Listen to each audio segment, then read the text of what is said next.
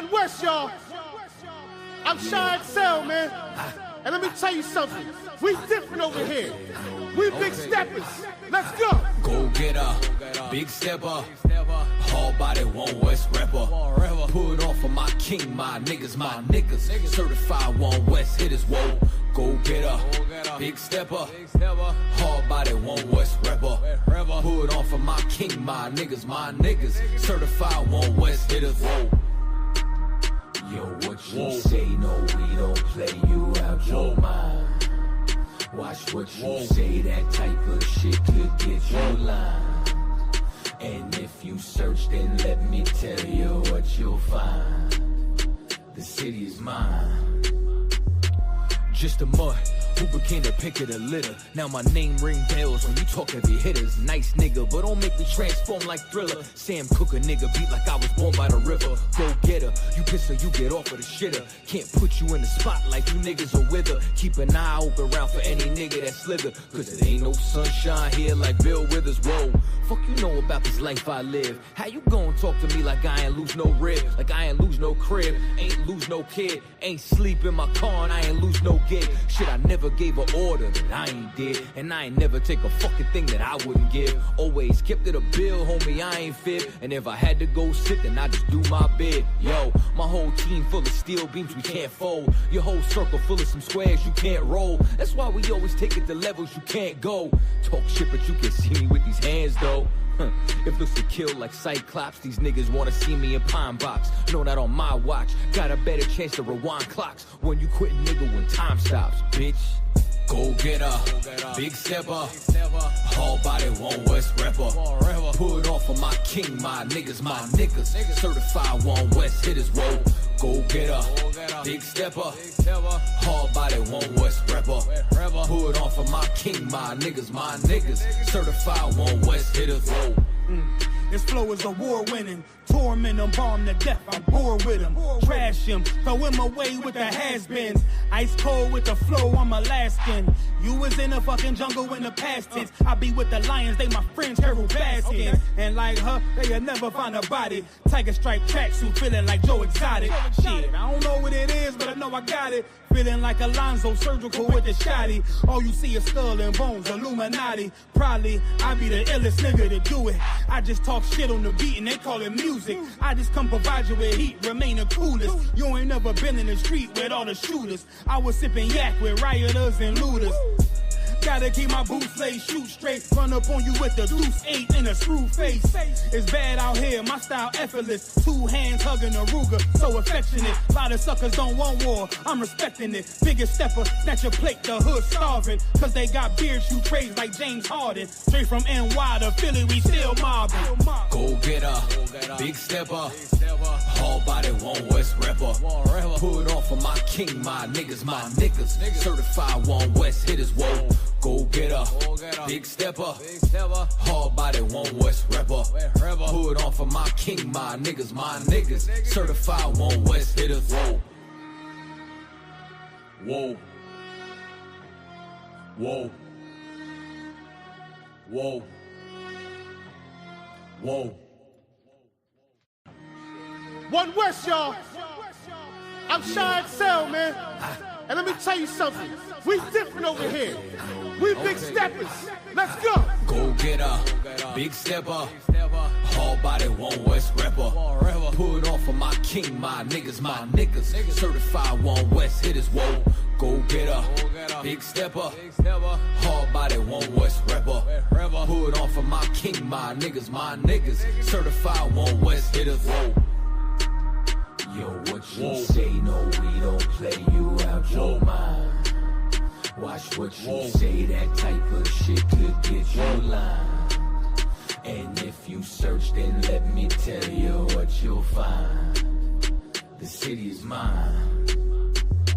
Just a mud Who became the pick of the litter? Now my name ring bells when you talk heavy hitters. Nice nigga, but don't make me transform like Thriller. Sam Cooke a nigga beat like I was born by the river. Go get her, you piss her, you get off of the shitter. Can't put you in the spotlight, you niggas are with her. Keep an eye open around for any nigga that slither. Cause it ain't no sunshine here like Bill Withers. Whoa, fuck you know about this life I live. How you gon' talk to me like I ain't lose no rib? Like I ain't lose no crib, ain't lose no kid. Ain't sleep in my car and I ain't lose no gig. Shit, I never gave an order that I ain't did. And I ain't never take a fucking thing that I wouldn't give. Always kept it a bill, homie, I ain't fib. And if I had to go sit. Ooh, 27 Club. All right, gang, let's really nail it this time. Here we go. A 1, a 2, a 1, 2, 3, 4. Been in this shit for some years, I ain't never left. Nigga try to save his life like he's scared of death. I got Hillstar on my body, bitch, I'm heaven sent. Hey, this UPK ain't nothing, we on fellowship. Been in this shit for some years, I ain't never left. Nigga try to save his life like he's scared of death. I got Hillstar on my body, bitch, I'm heaven sent. Hey, this UPK ain't nothing, we on fellowship. Florida Lee on my top, this a Saints hat. This the third can't be been in here, J-Cat. Nigga tryna steal the sauce, yeah, I hate that. But I ain't make the rules, I can't change that. New bottle, new wine, yeah, I can't crack. Look, flag on the play, they grabbing face masks. Niggas always saving hoes where your cape at. The only killer that you know without no face tag. Hell yeah, my bitch bad, Proverbs 31. Yeah, this is not a drill, I be 30'd up. Yeah, he about to crack the sky, you better hurry up. It's all bad when you see us hang that jersey up. It's mad brick, I got the blick with my cover on. He a fed, he a op, got his cover blown. Look, I'm really outside without no scully on. It's 1 West, bitch, I'm on with my brothers on. He got ranked, then he left, he broke another oath. I got the plate, we about to take another zone.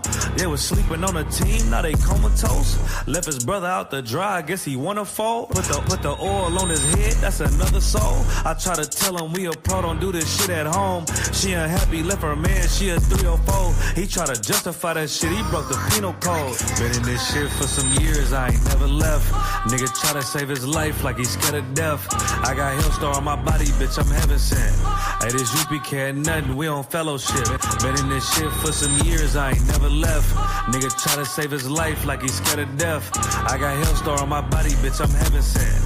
Hey, this UPK ain't nothing, we on fellowship. Gotta watch these niggas, they be cointel. Lil' bro ain't never killed nobody, but I know he will. It's on me, yeah, where I go, yeah, that's the holy seal. My niggas itching when it's up, you better not touch a chair. Ooh, I'm with the extra, that's off the back. He ain't loyal to his brothers, how you follow that? She either working with her hands or she off her bag. Broke bitches, yeah, they done that, give me a heart attack. You see the banner, but my head, I'm a part of that. These niggas cowards, pussies, we don't want no parts in that. They let our warrior out of prison, he ain't going back. And don't be speaking on the truth, cause we with all of that. Look, before they started dissing, they was fans first. You will never catch me digging in no man purse. Really put my brick in, that's why my hands hurt. And don't be speaking bullshit, that make my head hurt. Look, I done burnt my fingers from the Michael Drake. For the brotherhood, I done threw my life away. I never see him, tell him come out from their hiding place. We can't do it, we told them we gon' find a way. They'd rather march 1,000 deep, we rather feed the people. They wouldn't put on all black, now he reading Hebrew. UPK the standard if you speak on Hebrew. Don't think they solid, get with them niggas just gon' leave you. Been in this shit for some years, I ain't never left. Nigga try to save his life like he's scared of death. I got Hillstar on my body, bitch, I'm heaven sent. Hey, this UPK ain't nothing, we on fellowship. Been in this shit for some years, I ain't never left. Nigga try to save his life like he's scared of death. I got Hillstar on my body, bitch, I'm heaven sent. Hey, this UPK ain't nothing, we on fellowship.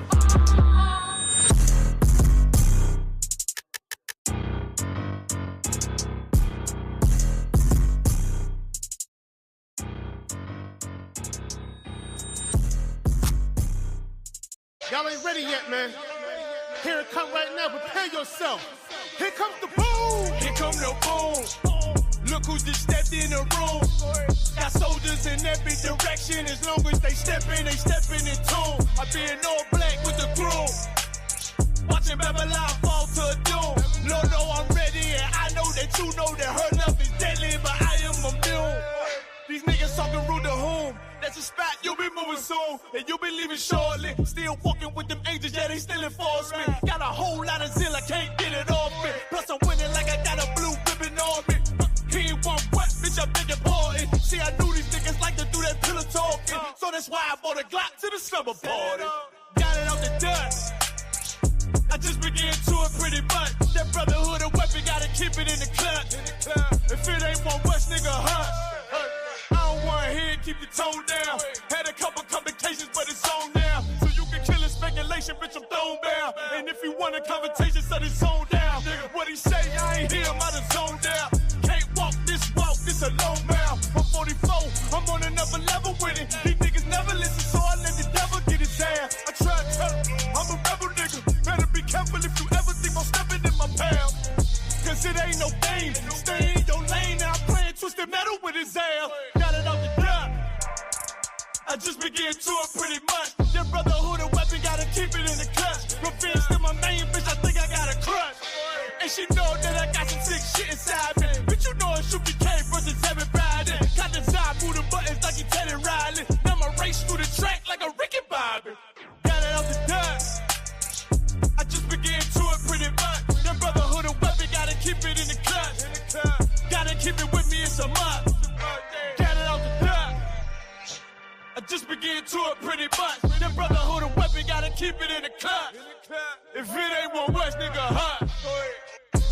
You heard what he said.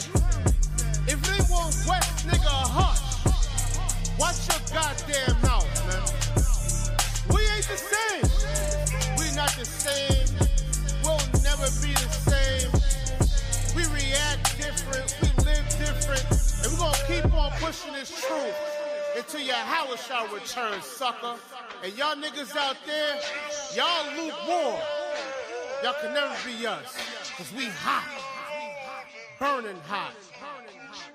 Let's get it.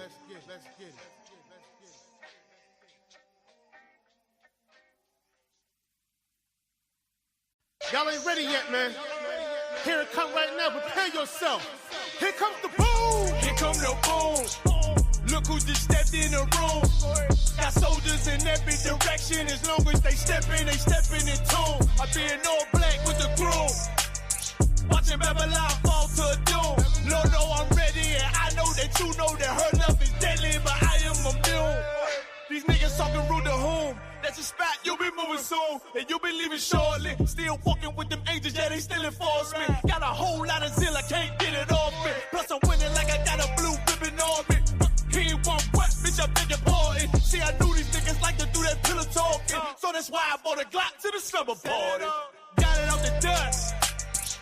I just began to it pretty much. That brotherhood of weapon, gotta keep it in the clutch. If it ain't one West nigga, hush. I don't wanna hear it, keep the tone down. Had a couple complications, but it's on now. So you can kill it, speculation, bitch, I'm thrown down. And if you want a conversation, set his zone down. What he say, I ain't hear him, I done zoned down. Can't walk, this a low mouth. I'm 44, I'm on another level with it. These niggas never listen, so I let the devil get his ass. I try to tell him, I'm a rebel nigga. Better be careful if you ever think I'm stepping in my pound. Cause it ain't no game, stay in your lane. Now I'm playing twisted metal with his ass. Got it out the gut. I just began to it pretty much. That brotherhood of weapon, gotta keep it in the clutch. Revenge to my main bitch, I think I got a crush. And she know that I got some sick shit inside me. Bitch, you know it's UPK versus everybody. Got the side, move the buttons like he Teddy Riley. Now I race through the track like a Ricky Bobby. Got it out the dust. I just began to it pretty much. That brotherhood of weapon, gotta keep it in the clutch. Gotta keep it with me, it's a must. Got it out the dust. I just began to it pretty much. That brotherhood of weapon, gotta keep it in the clutch. If it ain't one West nigga, hush. You heard what he said. If they want West nigga hush, watch your goddamn mouth, man. We ain't the same. We not the same. We'll never be the same. We react different. We live different. And we're gonna keep on pushing this truth until your Howard shall return, sucker. And y'all niggas out there, y'all lukewarm. Y'all can never be us. Cause we hot. Burning hot. Let's get it.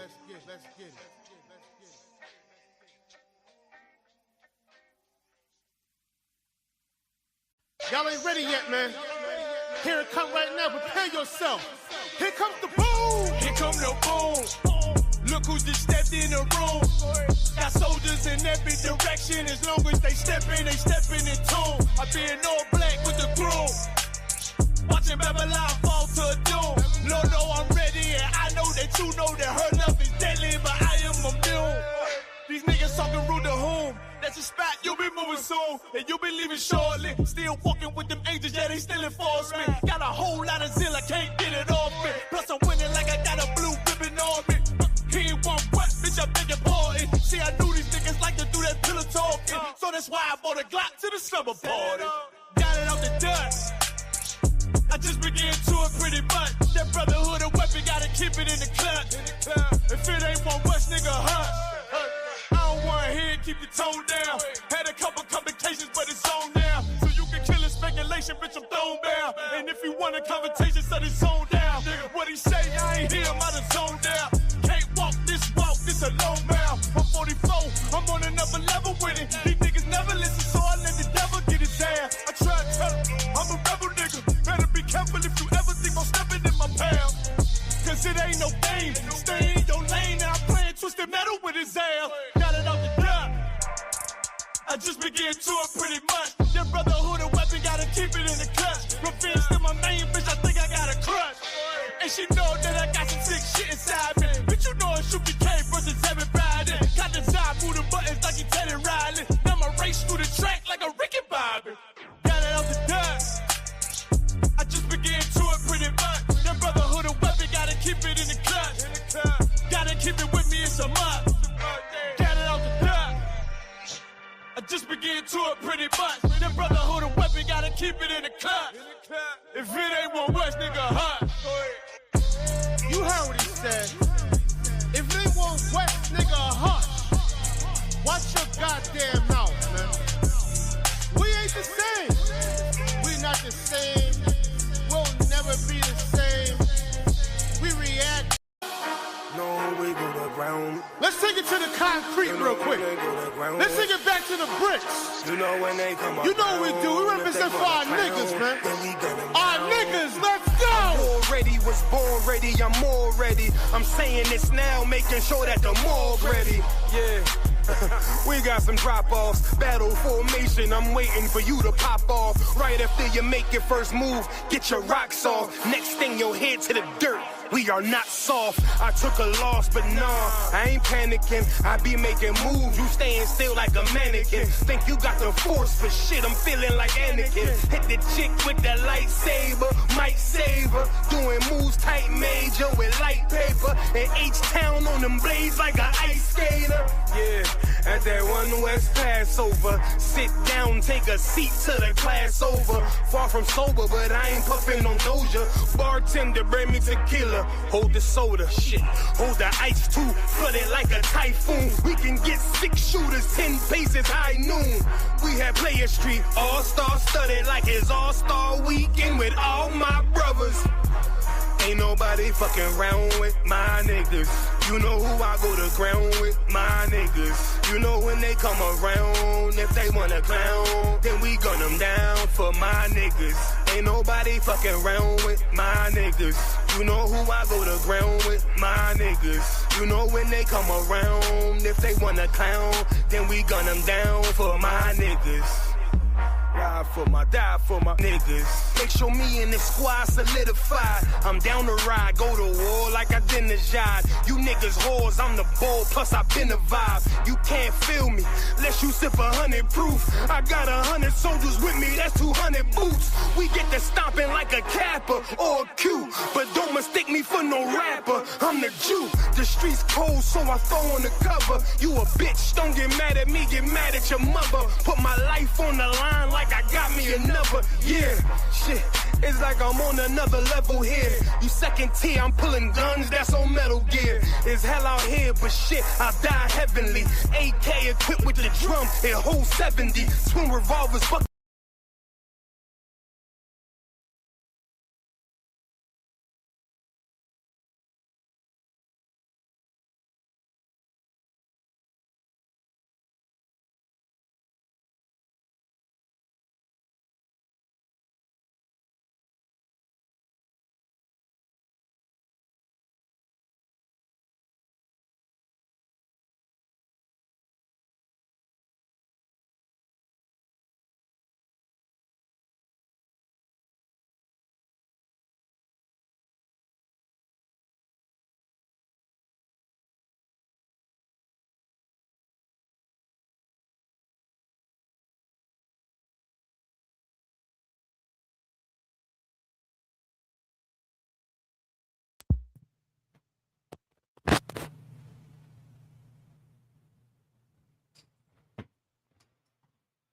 All right, now we should be good to go.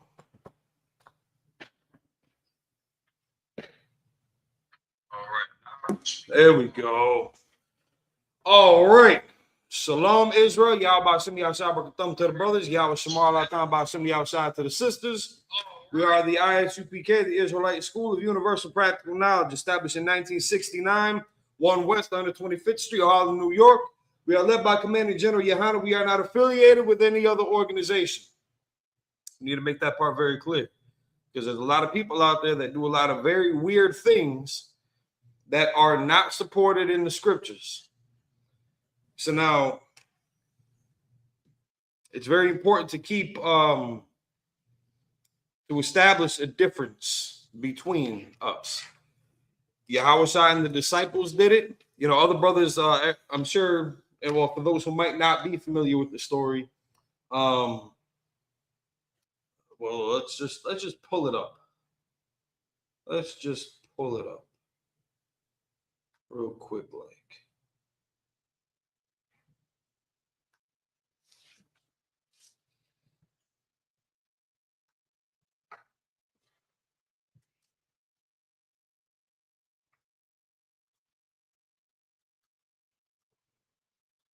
For a long time, we used to have this in the beginning of all of our videos, because it did just that. It established a difference and letting people know that we are on purpose. We are purposefully making a difference between us and them.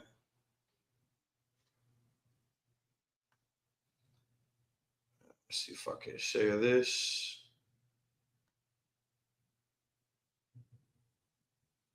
Shout out to Rapid City. Let's do a roll call real quick. See who's all in the building.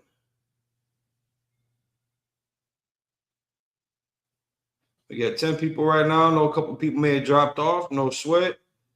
We got the brother Trooper Regal Shalom Mark from Rapid City.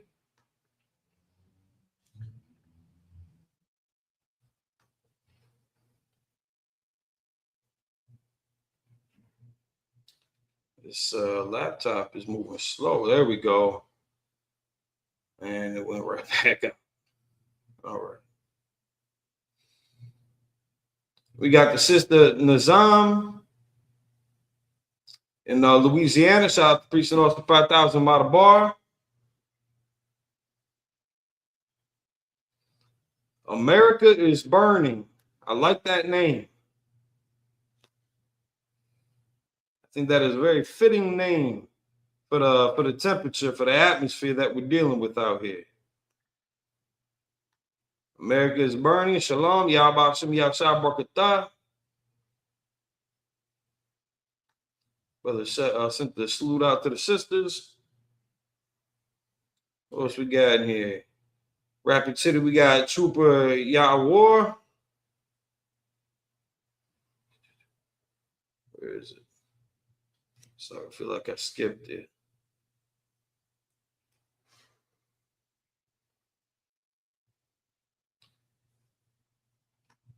There we go, doing this in rank order. There we go. Got the brother Trooper Yahwar, Rapid City. We got young man Keto, Shalom Mark.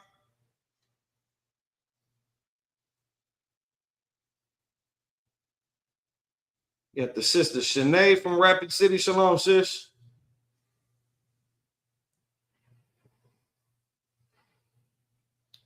All right. Looks like that catches us all up. America is burning.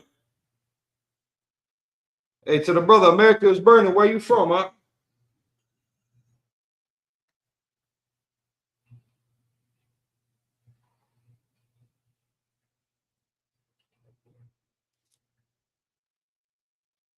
If the brother's still on.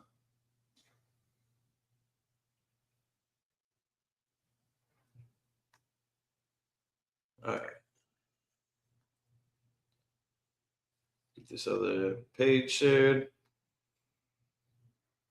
Because the next question is going to be, what school are you closest to?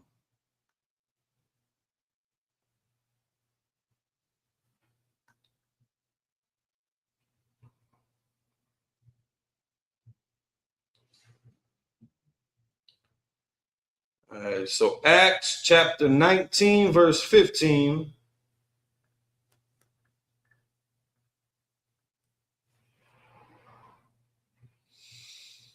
Through 17. Acts chapter 19, verses 15 through 17. And the evil spirit answered and said, Yahushua I know, and Paul I know, but who are ye? So this is the story of, there was some brothers trying to perform an exorcism on a man that had some demons on him. This cat was living like off in the mountains, off in the cut, in the cave, just consumed by his demons. Very violent, a lot of outbursts. And some brothers took it upon themselves without the authority. They were doing it in Christ's name, but without the authority. They went up and they tried to perform this exorcism on the man. And it backfired horribly. Blood everywhere. But this person, this cat who had the demon on him, he ends up whooping everybody.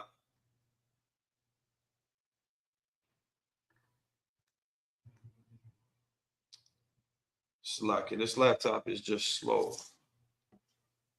Trying to get us caught up here.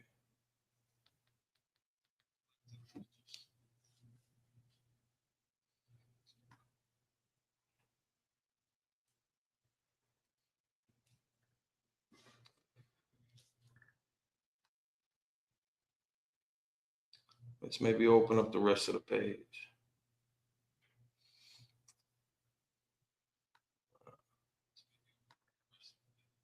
I will be all right here. Verse 16, and the man in whom the evil spirit was leapt on them and overcame them and prevailed against them, so that they fled out of the house naked and wounded. You know, ripped their clothes up, bloodied and bruised, and sent them running. Verse 17, and this was known to all the Jews and Greeks also dwelling at Ephesus, and fear fell on them all, and the name of the Lord Yahushua was magnified. And that's kind of everybody's goal. Everybody thinks that they're doing this in Yahushua's name, throwing his name around without the authority to do so. They're not rolling with Christ. They're not sitting with him. They're not suffering with him, being poor with him, being homeless with him, traveling from city to city to city to city with him. All these different regions that they had to tackle, they weren't with him like that. They were doing their own thing. They had knowledge of the truth, of the law, of the covenants, of what constitutes a demon, and probably the knowledge of how to exercise that demon, right? Prayer, fasting. There were different things that you might burn or even eat, I think there was in some of the cases. But they couldn't apply it properly because they did not have the authority. No matter what tools you use, if God ain't with you, if the Most High is not with you, those tools just aren't going to work. They're not going to be effective. So that's something to keep in mind when you're out there playing games and thinking that you're doing everything in the Lord's name. You might be caught as a fraud. All right, so any questions, comments, or concerns, feel free to ask in the chat. We'll start getting into law class. So now a lot of people, again, I go over this almost every time because it's one of the most common denominators is people's misconception of the contextual use of law, especially in the New Testament. In the Old Testament, nobody will bat an eye at it. If you stole something, there may have been a physical punishment to it. If you committed adultery, for example, you get stoned to death. There was no they would bring you before like the elders and before the judges and things like that, and there would be a trial. It wasn't just any old accusation was going to get you killed, but it was brutal and it was straight to it. They would get busy when they cast that judgment, when they made that call. That was it, and that was in the Old Testament under. It's like the Levitical priesthood under the law of Moses, which is the laws of God, just that Moses had written down and put into kind of the social standing. He was trying to govern a nation of people that was just coming out of captivity, coming out of oppression, under the law and rulership of Hamites, of Egyptians. So whether their judgment was just, whether it was accurate, whether it was fair, or whether it was, selfish and abusive, they had to suffer that for the good and the bad. And remember, when they were coming out of Egypt, they wanted to go back because of the hardships they had to live by on their own without all the amenities of a roof over your head, of food in the market. They had access to controlled substances. No different than what we experience in America and abroad. For our brothers and sisters that are scattered in North, Central, South America, all over the Eastern Hemisphere. There's some brothers out that woke up in on the continent of Africa. I can't remember where they said it. I can't remember if it was South Africa or if they were in Western Africa. But there's brothers in Europe. We got the school out there too. So it's not like when we talk about the 12 tribes, it's just pinpointing who we got over here. But these are the common identity markers that you're going to associate with pretty easily in the Western Hemisphere. The Cubans, Chileans, Guatemalans, Nicaraguans, North Native American Indians, so on and so forth. But they had to suffer whatever was being, however the judgment was being delegated under their oppression. And that's something that we're trading when we separate ourselves from our culture and disobey our laws, disobey our power. We're gonna that our power, and we can go through this also. Our power will take his hedge of protection off of us and leave us to the mercy of very cruel people. And that's something that we're experiencing right now. We are at the mercy of a cruel bastard. So let's pull up a couple of these.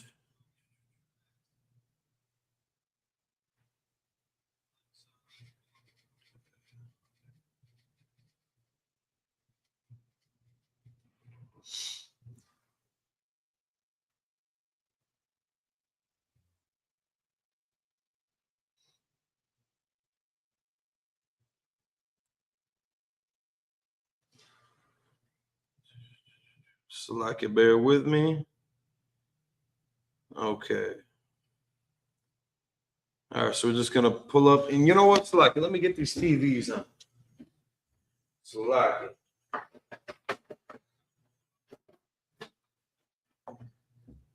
get a little color going on here.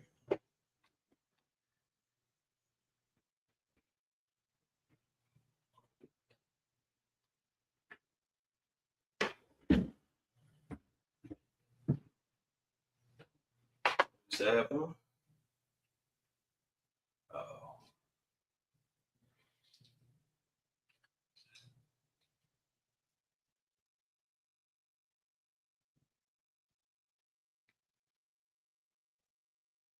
Maybe that's not what we want to do right now.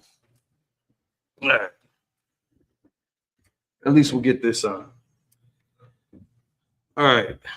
So we got Hebrews chapter 10.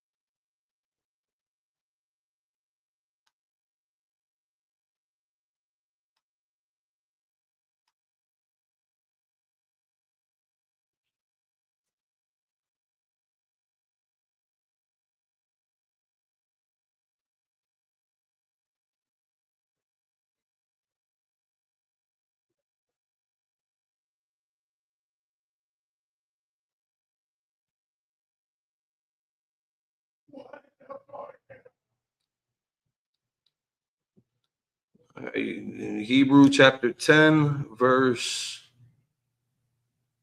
let's start at 26. Actually, also, we're going to get, just so that we're clear, the definition of sin. It should be common sense, but a lot of people still kind of struggle with that concept. You'll hear some pretty colorful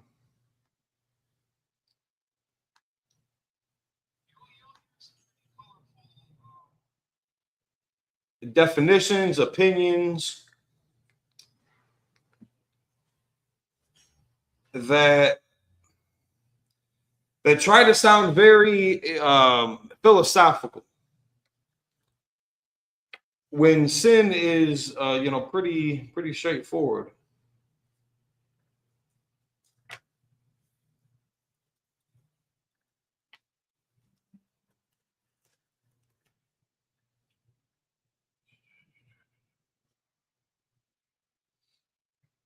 We can find that in 1 John chapter 1, verses 3.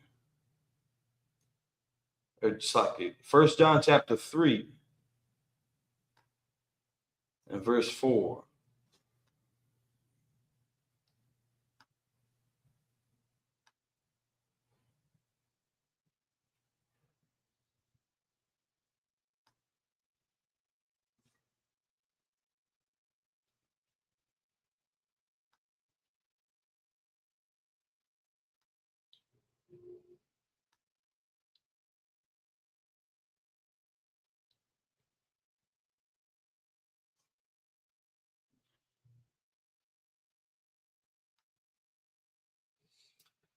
All right, 1 John chapter 3, verse 4. Whosoever committeth sin transgresseth also the law, for sin is the transgression of the law. That is very simple, very basic.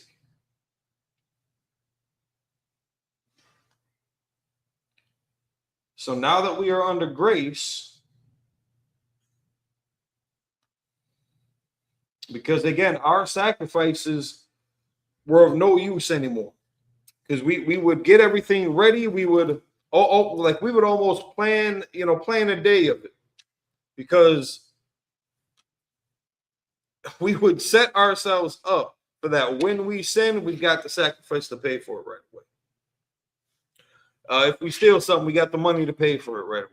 So who cares if you steal it, right? Because you're just going to pay it off anyway. And you'll make them whole. You'll pay back the 5 times, whatever it takes, blah, blah, blah. But, people start, getting a little brazen with it.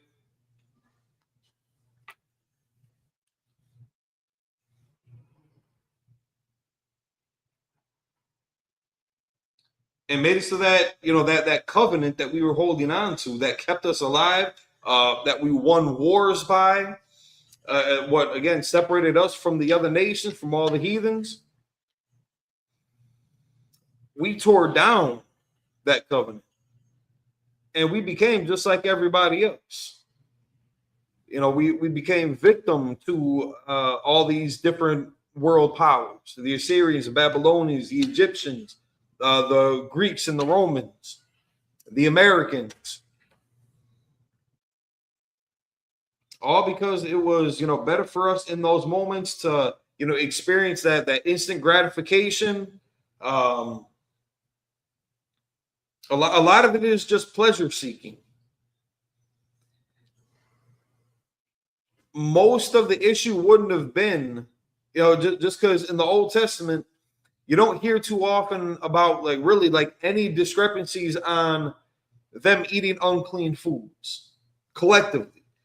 Could there have been, some people here and there eating, swine, or feeling so hungry they had to go, hunt some rabbits, trap some squirrels or something like that, some rats, some unclean seafoods? Maybe. We just don't really have records of that, because the main focus was on the big shit that we were doing. Brothers were committing adultery. That was probably one of the biggest problems that we had as a nation. Adultery. Sons sleeping with their father's wives, brothers sleeping with their brothers' wives. You also had instances of assault. And that is not something that the Lord abides. We do not violate men, women, and children. These other nations, that's just how they get down.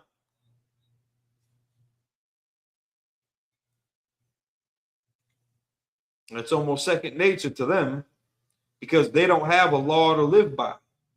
They've got like a criminal justice system, but that's not going to stop them from living an alternative lifestyle. That's not going to stop them from changing their genders or sexual identities. That's not going to stop them from doing drugs. It's not going to stop them from eating unclean foods, from idol worship. But that there's common ground among pretty much all cultures of it's just mutually beneficial to not have people stealing, to not have people unalived unjustly, to not have people messing with each other's families.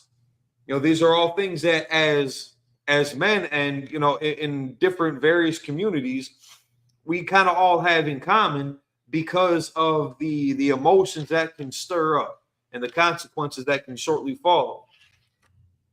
We're quick to anger. Just as we are today, we same kind of atmosphere back then. Milwaukee, for example, is a very angry city. Very angry, very immature at times. It's very selfish, very impulsive. A lot of our cities are like this. A lot of the inner cities are like this. You'll see in the suburbs, it's a little quieter. It's a little slower. It's a little more calmed down. It's a little more subtle because they won their war. They won their war to the tune of, hundreds of millions perishing so that they could live comfortably because they wanted that for their children. The heathens that came over here, the criminals that they were, living a life, as an outlaw. They've experienced enough danger and excitement. Their tribes also in their own countries. You had a lot of warring faction amongst the Germanic tribes, the Saxons. Who else is out there? The Celts, the Nordic, I think would be the right term. The Britain, the French, the British, I should say, the French, the Spaniards, the Portuguese, the Dutch. The list goes on and on about the different family groups that they had and all the warring factions that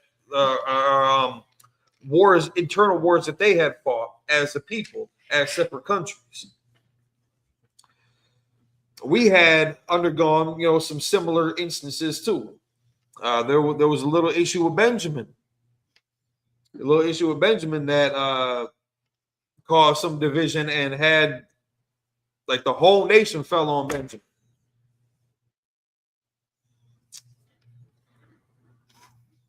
I think with them, it was adultery that was the main adultery, and I think grape. I think they were out there going wild with it, man. Knowing what the law was, but just again saying the hell with it. We, becoming a lawless people. Benjamin, at least that family out of it, the whole nation of Benjamin. Hard to say that, but the whole nation of Israel went to war with them, shut them down, not to the last man, but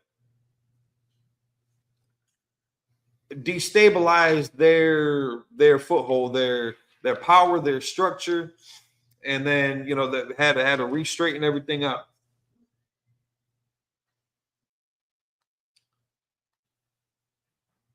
So we've definitely experienced, maybe not a lot of internal wars, but even David had to, put his foot down and settle it. And then we had a unified kingdom under Solomon. But then Solomon, again, because the women had went off, transgressed the law, that split the kingdom again. north and south. Judah, Benjamin, and a portion of Levi, and the other portion of Levi with the other 9 tribes.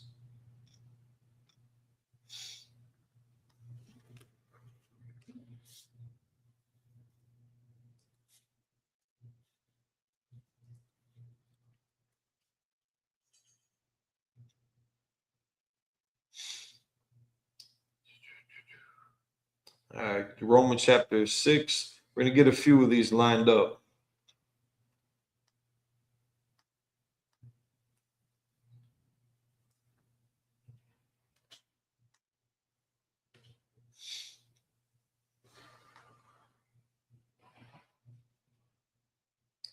Romans 6.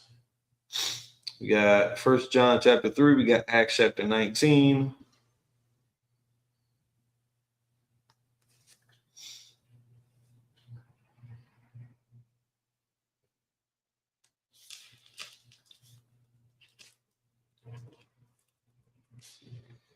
We might have to spend some time in and I think the book of Romans. Paul, as much as people don't like Paul for the confusion that he causes many people, because they just can't grasp that different audiences that he was talking to, he had a different approach with them. So they think in their confusion, they think that there are contradictions in what Paul's messages. And of course, that's ridiculous, because Paul was a very loyal brother.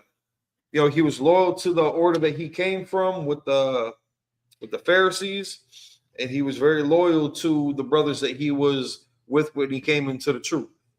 But he's not going to jeopardize the integrity of the reputation of Israel, the reputation of Yahushua, for the sacrifice that he had made.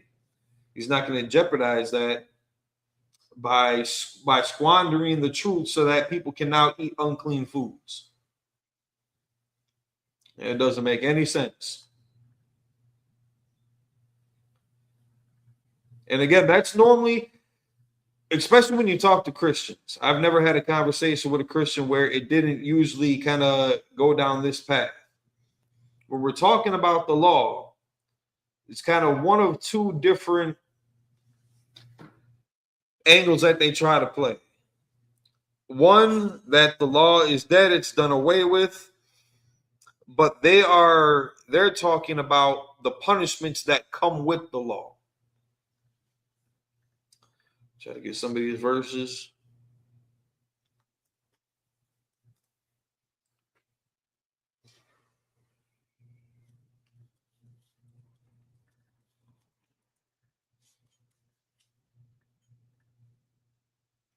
They think that we're talking about the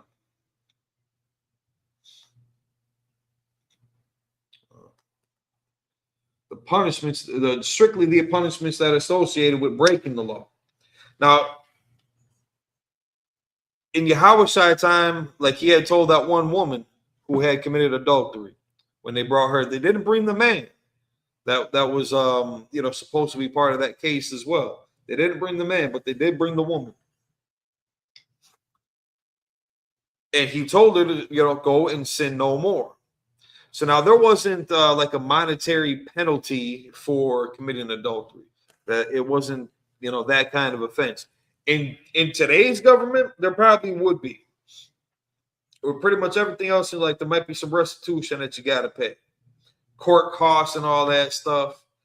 The lawyer fees, what have you, whatever fines, the tickets that get taxed onto it. Especially in our culture, you were never supposed to just be able to buy your way out of it. The point was, if you made a mistake, there's consequences for your actions, learn from it, do better. But there are some things that you can do that you can't just apologize for. There are lines that if you cross, and again, we can see this expressed today in a carnal manner when they take that law unto themselves, if they get violated to a certain degree.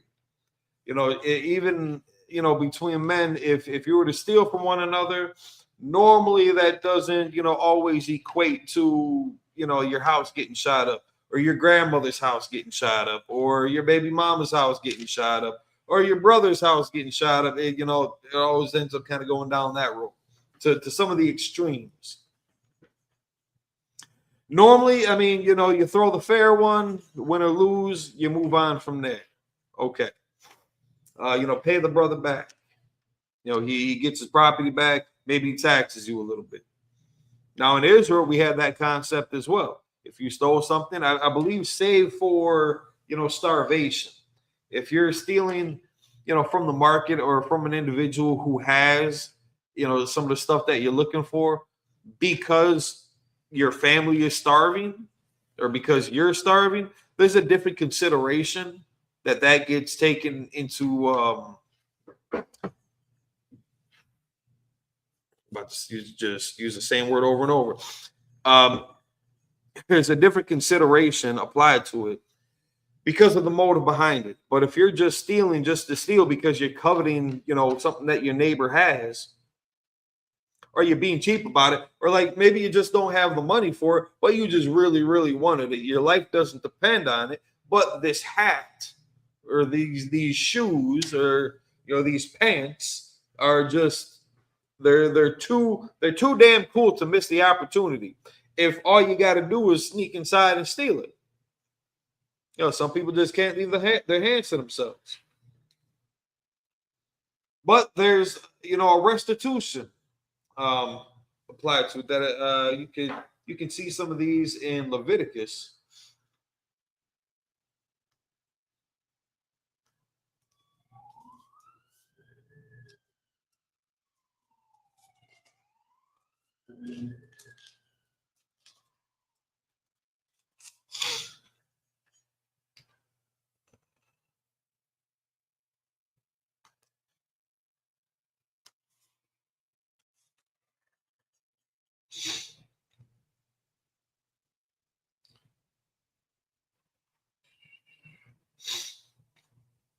All right, so Exodus chapter 22 and 1, it looks like.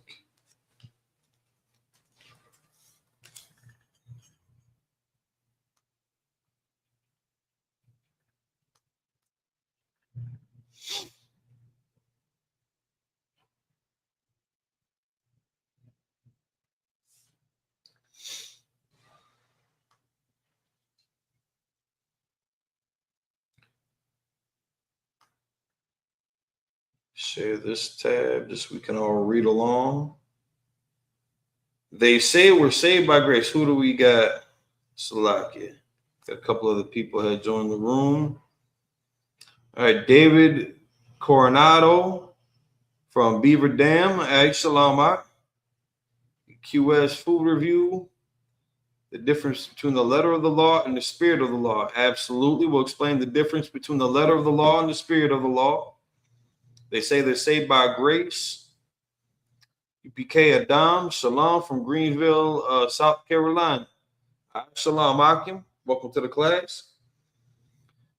So yeah, the difference between the letter of the law and the spirit of the law is I guess kind of what we're getting into in a sense. This is an example of the letter of the law in Exodus. Exodus chapter 22, verse 1. If a man shall steal an ox or a sheep and kill it or sell it, he shall restore 5 oxen for an ox and 4 sheep for a sheep. There was that monetary value to it. Well, I guess value, not necessarily monetary, but there's a value system that's applied to it. For the offense, for the they may have gone weeks without it. That might have been their only source of income. If they were to sell that sheep or that ox or that goat or that lamb or that whatever have you, that you stolen from them. You know, say you gotten away with it for a week, for a month. Maybe they had some bills that were lined up, that were due, past due. They're getting all the letters, and all the creditors, all the debtors are coming to their door trying to figure out where their money is. And you stole what they would have used to pay that back. So even if it's just for an inconvenience cost, you got to pay back, you know, you got to restore that single item that you had taken plus some. Now, what Christ had taught us with the spirit of law,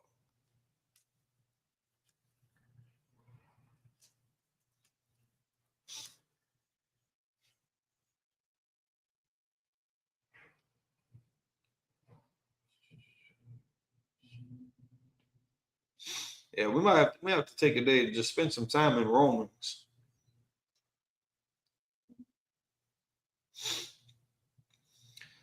The purpose of the law. That might be something that we want to understand. What was the purpose of the law? For the brother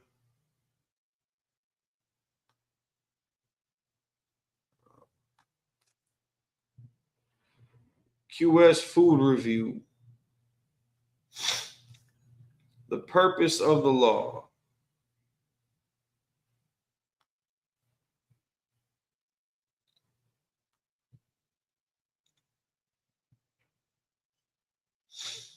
Because what the other brother, David Coronado, was saying, they say they're saved by grace.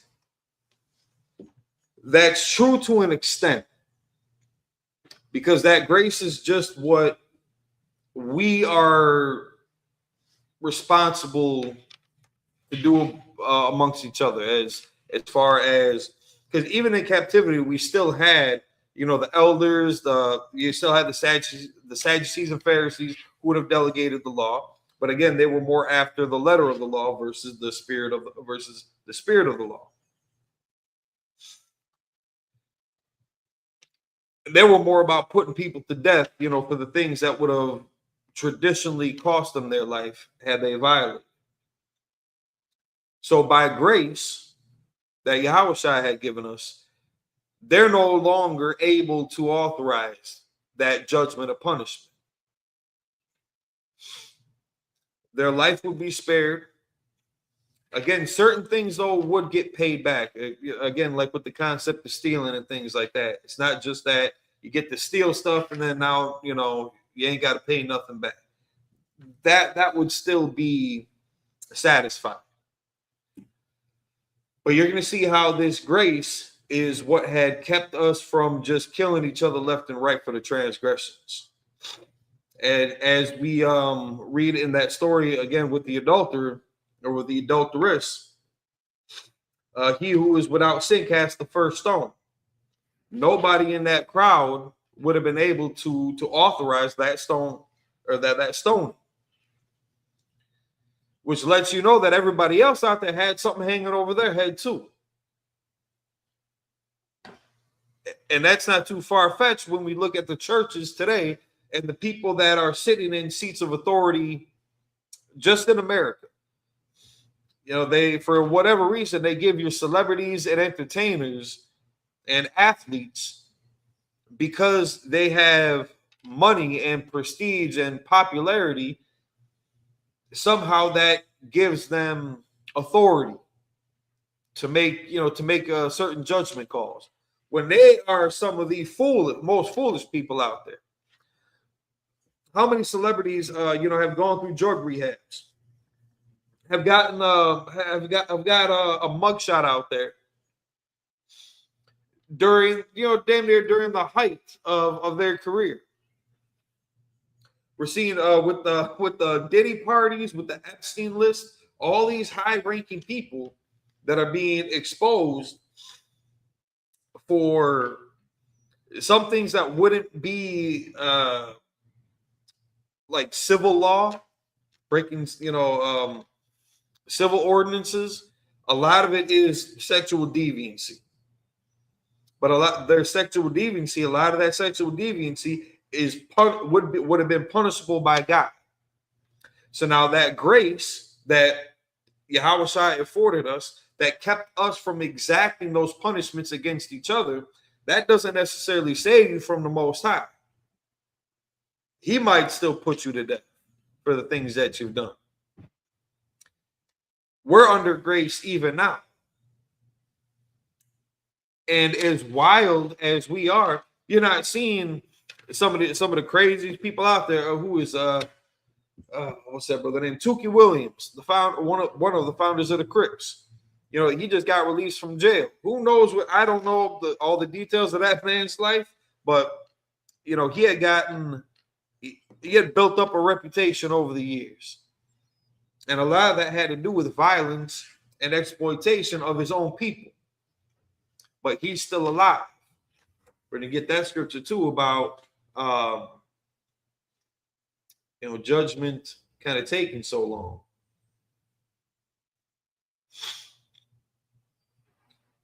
Close Exodus. Shucks.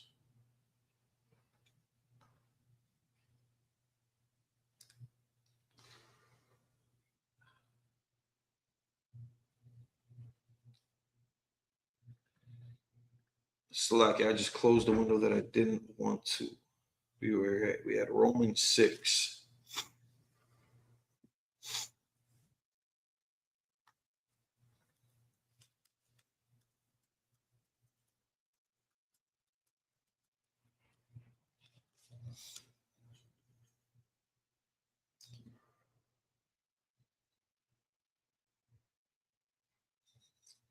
We'll get Romans chapter 7, verse 14.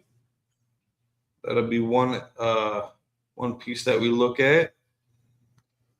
I think that other scripture was Romans 6.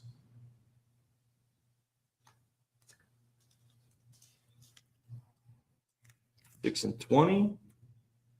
Take a look at it.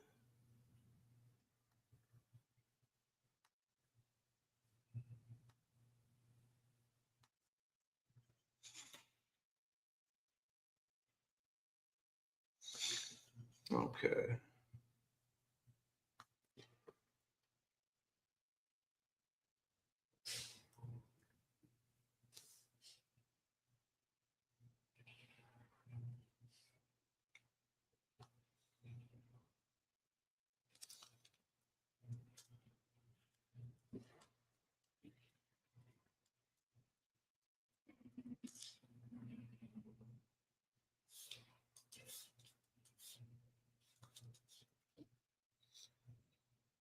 I get 2 Corinthians chapter 10.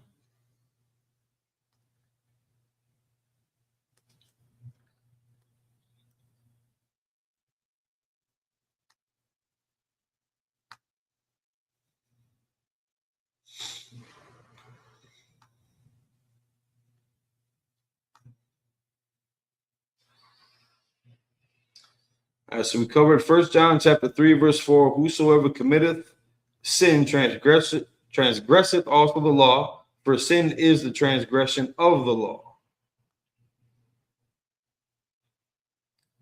And one that a lot of Christians, they complain that we use this too often because, again, they'll philosophize what God's expectation is of us. But when we show what the actual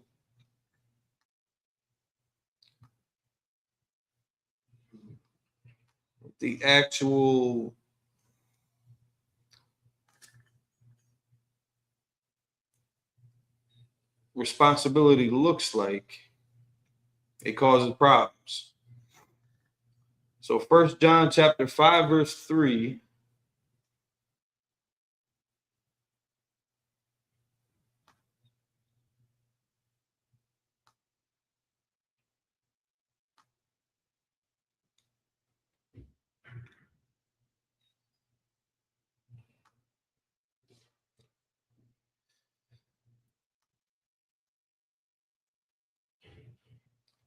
First John chapter 5, verse 3, for this is the love of God, that we keep his commandments, and his commandments are not grievous. So that's one aspect of the spiritual side that we're going to talk about in a second here. Because let's get Paul. What Paul had said right away in Romans chapter 7.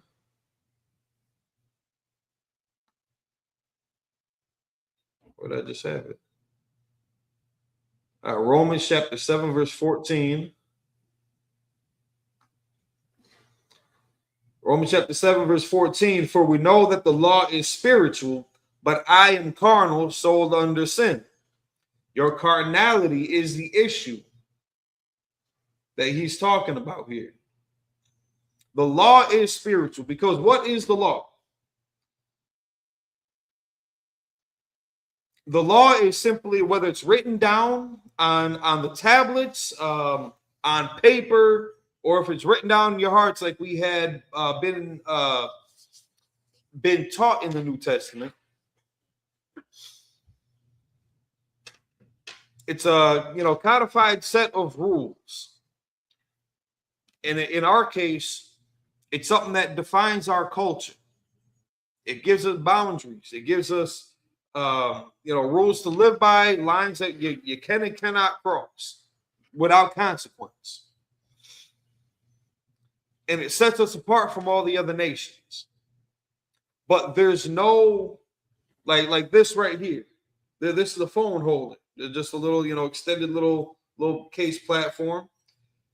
I can't pick up a law the way that I can pick up this object. So we know law is not a physical thing. Get that verse again.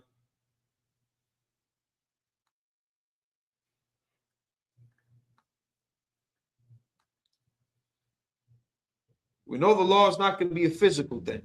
It's not something that you can physically touch, see, smell, taste, hear, whatever. It's something that it's taught to you. It's a philosophy. It's a thought. It's a belief.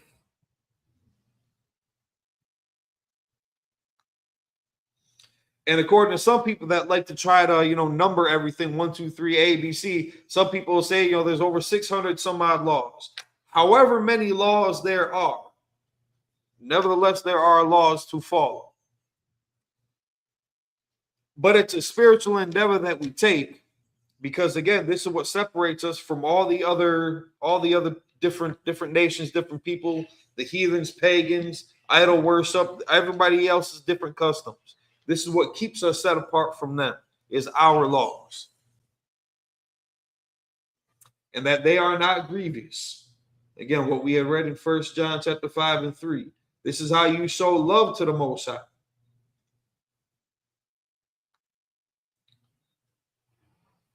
There's a certain verse, Salakia. So real quick, I want to draw our attention to 2 Corinthians chapter 10.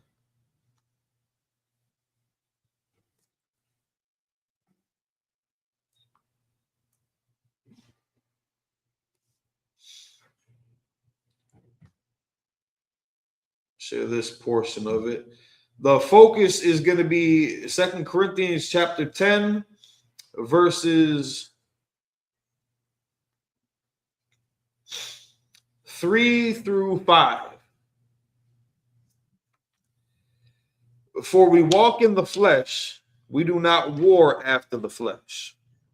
This is going to be going into how we combat oppression, how we combat our enemies who overpower us. Even though, and that almost might sound a contradiction in itself, because we're always going to talk about how special, how much physically, mentally, emotionally, spiritually, how much just more evolved, mature, and better that so-called Blacks, Hispanics, and Native Indians are over all the other nations. So how could we be on the bottom of everything, of every social, economic society, if we're God's chosen people and we're supposed to be better than them? Because this is not a physical endeavor. Now, you're going to see aspects of it that manifest itself physically, But it all starts off spiritually. And this is going to be something to look at. Verse 4. For the weapons of our warfare are not carnal, but mighty through God to the pulling down of strongholds. Verse 5. Casting down imaginations and every high thing that exalteth itself against the knowledge of God, and bringing into captivity every thought to the obedience of Christ. Now, that's the important part that I want to focus on, verse 5. This isn't like the other one where I can just click on that. I gotta worry about that some other time. Oh, Slack, I don't know if that shared it. Verse 5, casting down imaginations and every high thing that exalted itself against the knowledge of God, and bringing into captivity every thought to the obedience of Christ. That's a very spiritual endeavor. No matter how to the T we push the letter of the law, even amongst ourselves, because we were the only ones that was given the law to follow. You shouldn't have any expectation for heathens or pagans to keep the same laws that we're bound by, because God only gave that to us. He only gave us that knowledge. But now, how do we apply this to temptation, to a lived experience, prior to coming into the truth? I'll just use myself for an example, because I pray nobody else had to go, too far in their carnality and experience too much. There's a lot of things out there that will bring you carnal pleasure, and especially in a society like this, pleasure is often conflated with good or positive or right. Victor, your confusion, that sounds like a you thing. I'm not sure how to help you with that other than staying in class. We got a customer service line if you'd like to call at 414-293-3869. You can speak to our customer service department about that specific issue. It's not, But appreciate you joining the class. While you're here, give it a thumbs up or a thumbs down. It won't matter. Like, share, subscribe to all your conspiracy theorists, buddies, and your little smoking siphon circle. I don't know what to tell you.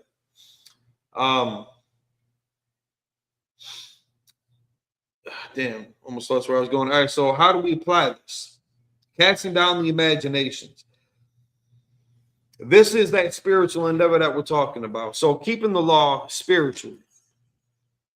When that thought pops into your head, that'd be a good one to go. Just like, let me take this off the screen. Thoughts themselves aren't sin, but when you've got thoughts and you're making plans based off of those thoughts, now you're crossing the line.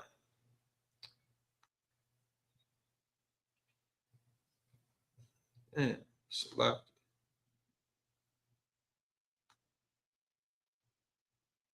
Keep on messing this up. There we go.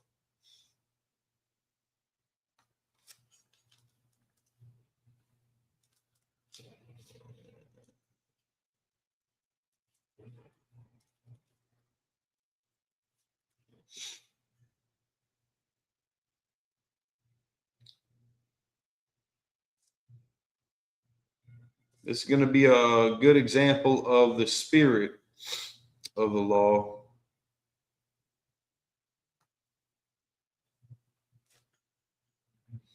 Oh, that's not what I wanted.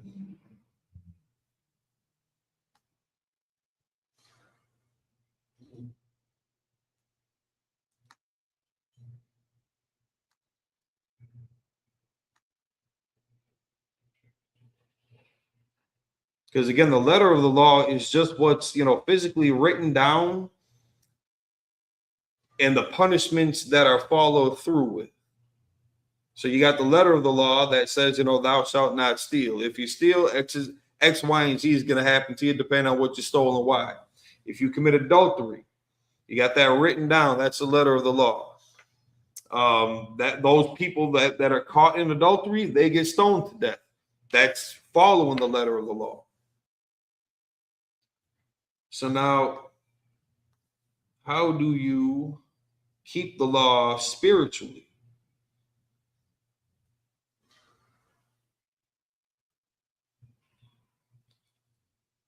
All right, you should be able to see that on the screen.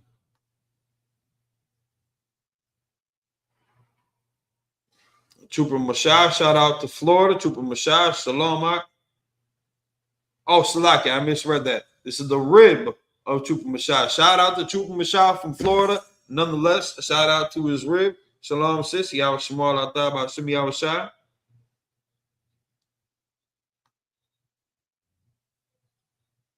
All right, Matthew chapter 5, verse 27. Ye have heard that it was time, thou shalt not commit adultery. So that's the letter of the law. That's the letter of the law being expressed, being shared, being stated. But I say, verse 28, but I say unto you that whosoever looketh on a woman to lust after her hath committed adultery with her already in his heart. Now, looks like he says, I'm doing well. Tawada for asking. I think we're about to compete with Florida weather for a second there, but instead of peacocks all over the place, we got turkeys all over the place. So now it says here, whosoever looketh on a woman to lust after hath committed adultery in their heart. You can only commit adultery if that woman is married. If that's a single sister that's out on the streets and you looking at her and you catch yourself like, oh shit, like I don't know if she's single, if she's married, let me stop. That's catching yourself in the spirit of not transgressing all. You're thinking about it. Damn it. There's a whole pyramid, like hierarchy on how this goes, like your thoughts, beliefs, actions. I can't remember how that process gets broken down, but it's starting off with that thought.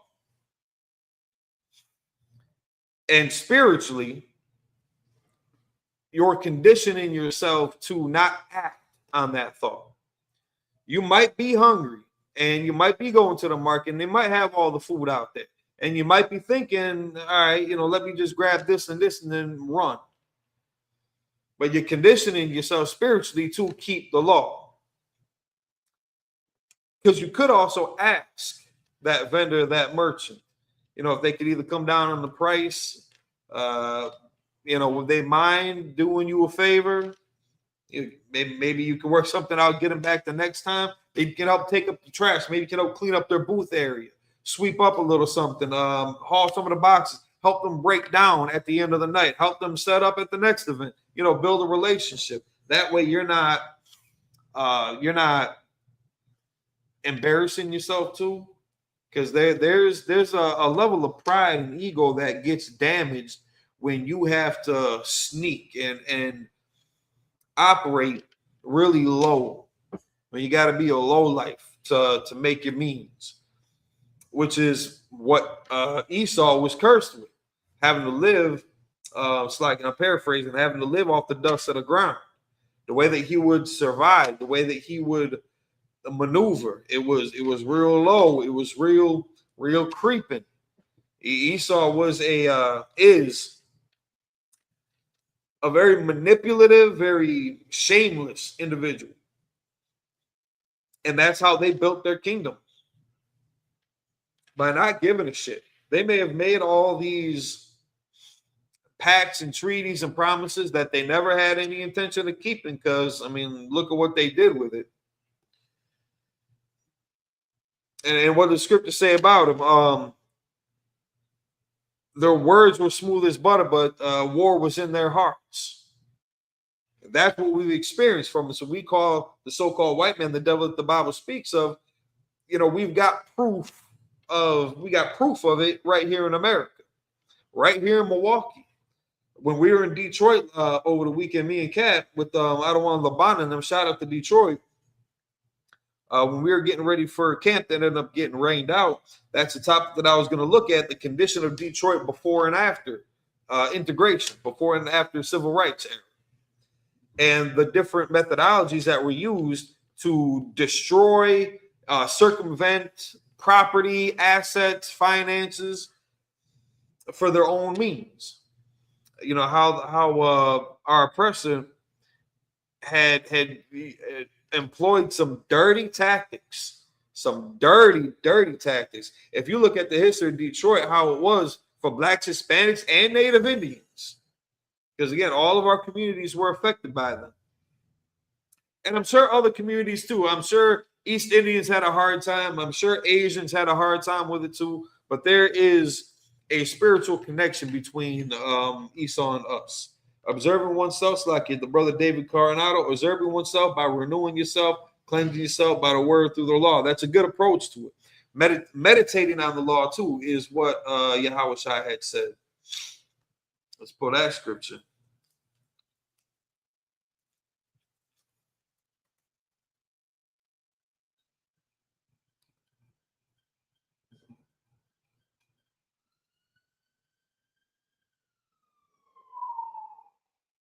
You know, what's kind of crazy is I said Yahweh Shai.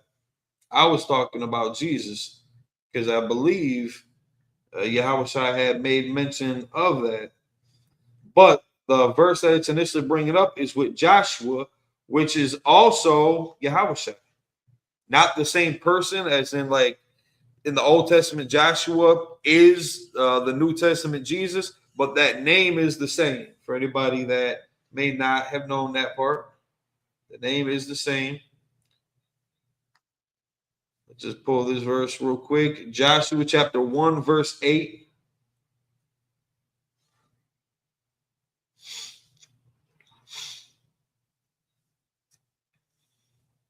Share this tab.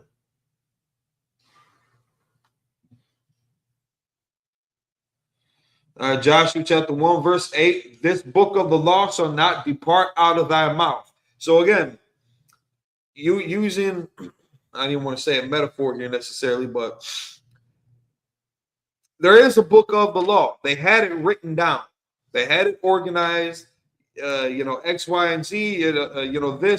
This charge, this crime gets this penalty, so on and so forth. They had an organized book of the law. But he's saying, shall not depart out of thy mouth. You're not spitting, the physical pages out of your mouth. But the way that you can recite the book of the law. You can memorize, the whole thing. But just like how we are taught the law, nobody has to teach me about clean and unclean foods anymore. That's written in my heart. Nobody has to teach me about adultery being a sin or unaliving, which is, unjust. I got to be careful on the words that we say. Unjust unaliving. It begins with an M versus, just a K. Self-defense is not unjust unaliving. You also don't have to take it to certain extremes. There's a seasoning, a measure that is good enough to preserve your life without having to take the life of somebody else. If those conditions can be met, you might be in a situation where that is the only possible response to certain situations. So I don't want anybody out there to be tyrant, to just go, deboing, life. But we don't raise any punks here in the UPK either. All right, so this book of the law shall not depart out of thy mouth, but thou shalt meditate therein day and night. So, like going to the brother David Coronado's point, observing oneself, renewing yourself, cleansing yourself by the word through the law, it's kind of that process. Meditation might look a little bit different to everybody.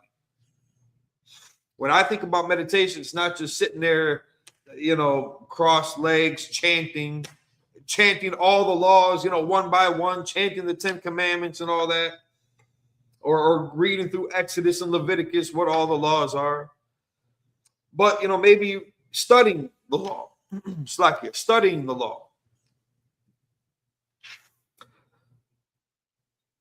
so that we know what lines not to cross with each other. There are some things that you're going to do that are going to be direct offenses to the Most High, and there are some things that you're going to do that are going to be direct offenses to another brother or sister, or even to a heathen. You can commit a sin against the heathen. Like, you're not supposed to commit adultery on nobody. You're not supposed to interracially marry, but you're damn sure not supposed to commit adultery with another race of women.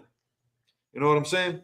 So meditate on the law in that aspect too. For example, where is this? In Exodus, I believe, where it talks about I think Deuteronomy. Let's get this real quick.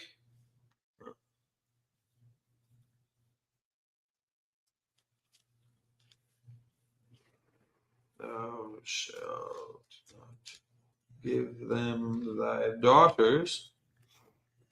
Because when Adam and Eve was being thought of, in Deuteronomy chapter 7, verse 3, and he closed up the flesh thereof, that was the cue to only deal within your tribe, your family, your nation of people, and not to interracially mix.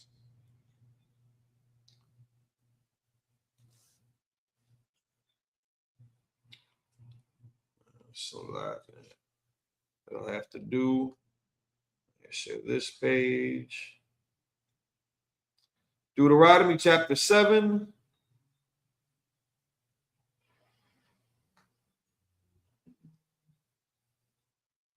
Come on. All right, there we go. Deuteronomy chapter 7, verses 3 and 4. Neither shalt thou make marriages with them. Thy daughter thou shalt not give unto his son, nor his daughter shalt thou take unto thy son. Verse 4. For they will turn away thy son from following me, that they may serve other gods. So will the anger of the Lord be kindled against you and destroy thee suddenly. Now that does happen. That does happen. Mixing with other nations and then ended up reaping the consequences immediately. That can happen. And it doesn't have to be, drop of a dime in that very second, but it can. It can be literally that quick. Do not play with the Most High. This is a terrible power that we serve. We would rather have that terrible power on our side. Especially look at the world that we're living in right now. All the stress, all of the outward pressure, all of the financial pressure, the jobs, the schools, the relationships. There's enough going on out there. We don't need to compound it ourselves. Let's keep the Most High on our side by keeping to the laws and the culture that he had given us. It's not grievous. Listen. And again, I know because we've had certain lived experiences already, it can be hard to turn your back on something. It can be hard to renew yourself. It can be hard to cleanse yourself. It can be hard to observe where your thoughts and your emotions and your feelings are going to lead you. If you're not being conscious on, the offense that you're about to make. Who am I about to offend? What am I about to do that's going to offend them? These are some of the matters that we'll switch back to, where was that? In Joshua. Switch back to Joshua. These are some of the matters that you're going to want to meditate on when you're thinking about the law. So I can assist at a question. Bayana, Banyamyan. Salaki, sir, question. If a male or female, I'll put this on the screen. Salaki for not putting some of the other comments on the screen. Salaki. Salaki, sir. Question. If a male or female committed adultery in his heart, what does this do to the marriage? Or if the person are single? Just make sure I understand this. All right, so that can be pretty damaging to the relationship if you're in a marriage. More so on the female side. Because in our culture, men are permitted to have more than one wife. If that man commits adultery in his heart on another woman, that's really not going to affect his current rib.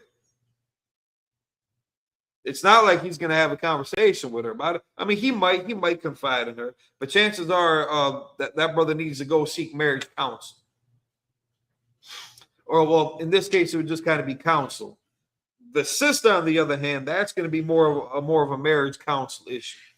Because with that brother, that's not going to really diminish his duties for his woman.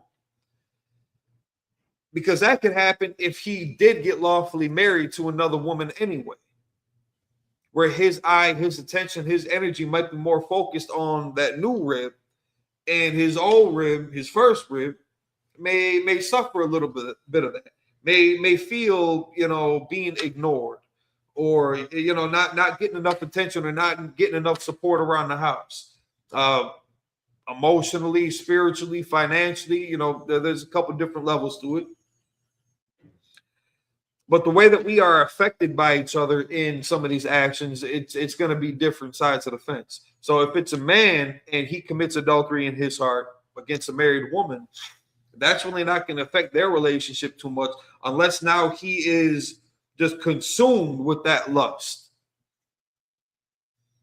And that could take away his attention from the family and the wife that he does have, or the wives that he already has. Maybe he's already got 2 or 3, and he was looking to add on, 4 or 5. But those other women were married, and now he's fixated on, he's obsessing over the issue. So that could lead to time and attention being taken away from the women. And again, if this man follows through with it, which is the aspect that Yahushua was warning us about, because that should be the first red flag that goes off if you're thinking about it in a lustful manner.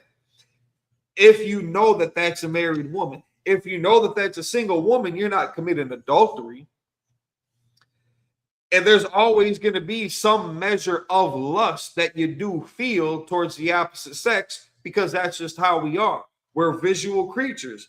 The majority of us. So, this isn't some shot at people that are visually impaired, but for the majority of human beings, we are visual creatures. You see something you like, it's on your mind. You want to get closer to it. Now you smell something you like.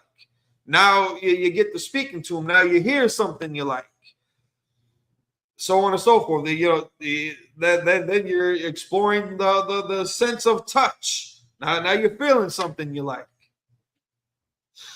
So that is definitely a danger that we can fall into as men when we're looking at women. So it's very important, and this would be kind of the spiritual side that Yahushua is expressing. Go find out if that's a married woman or not. Because the letter of the law says, thou shalt not commit adultery. And even though in Yahushua's time, he would not have allotted any men under his rank to select it. He wouldn't have allotted any man under his rank to carry out the execution of that person that committed adultery. But what to say about men and our jealousy? Things can turn up real quick. And next thing you know, that brother that you just offended is stalking you down. And it can come from anywhere. Listen, people get hit by buses, by cars. They fall into open manholes, sewer covers. They're falling off a cliff, falling down the stairs. The Lord can take you out in a million different ways. They had a show about it too, like 1,000 Ways to Die. The Lord will get creative with your ass if he needs to. You better mind yourself. So now on the other side of it, if it's a sister, this is where it's a little bit more direct. Because if a sister sees another man, she starts lusting after him. And again, a lot of this is going to be predicated on acting on those thoughts and feelings. Noticing another person that fits the physical qualities and characteristics that you like, that's not the same thing. Again, we're physical creatures. A sister will notice a man that is handsome to her. But now if she starts burning with desire and thinking, okay, how can I sneak away from home? How can I sneak away from my man and just happenstance put myself in a position where I'm closer to this person? Listen, you'll go and get a job at that person's place of employment. You'll go pick up classes. And if they go to school, they go to college, you'll go pick up a class that you don't need. Something that you're not even interested in doing. But it happens to match up the schedule. This brother might be, a robotics engineer. You don't know shit all about electricity. And now all of a sudden you're signing up, for physics and engineering and drafting, just so you can be closer to that man. You haven't slept with that brother yet, but you are committing adultery in your heart because you're taking actionable steps away from your family, away from your husband, towards this man. So you see that difference between brothers and sisters. So now, of course, if the person is single, yeah, there's no line that's being crossed there. If on the man's side, if you're a sister and you are married, there's no wiggle room for that. Once your thoughts start going into, it doesn't even have to be obsessive, but once your thoughts start going into how unhappy you are with your husband, this house, these kids, sometimes it might even be the truth too. Your sister that was, and it's like I'm not saying this about you, sis, to the sister by now. I'm not saying this about you, just kind of a general statement. You may have been a sister that in the world, going out clubbing, loving the attention of all the men because you're a beautiful woman. You're getting all this attention, all these guys trying to buy you drinks, getting your pants, this, that, and the third.